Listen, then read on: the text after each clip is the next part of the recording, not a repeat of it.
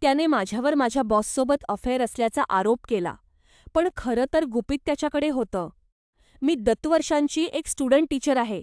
माझ्या मंगेतराला खात्री पटली की माझं माझ्या मेंटॉरसोबत अफेअर सुरू आहे.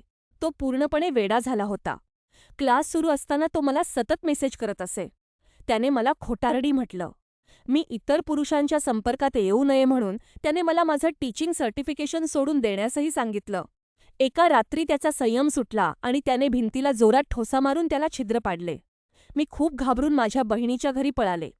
मी त्याला समजून घेण्याचा प्रयत्न केला, कारण त्याच्या जुन्या नात्यामुळे त्याला विश्वासाच्या समस्या होत्या. मला वाटलं की मी त्याला यातून बाहेर पडायला मदत करू शकेन. पण मग मी माझ्या फेसबुकचा अदर फोल्डर चेक केला. एका मुलीने मला काही स्क्रीनशॉट्ससह मेसेज केला होता. माझा तो प्रामाणिक मंगेतर टिंडरवर होता. अनोळखी लोकांशी अश्लील चॅटिंग करत होता आणि दुसरीकडेच माझ्यावर माझ्या बॉससोबत संबंध असल्याचा आरोप करत होता. हा ढोंगीपणा पाहून मला मळमळायला लागलं. मी माझे सामान घ्यायला परत गेले. तो गयावया करू लागला. तो रडला.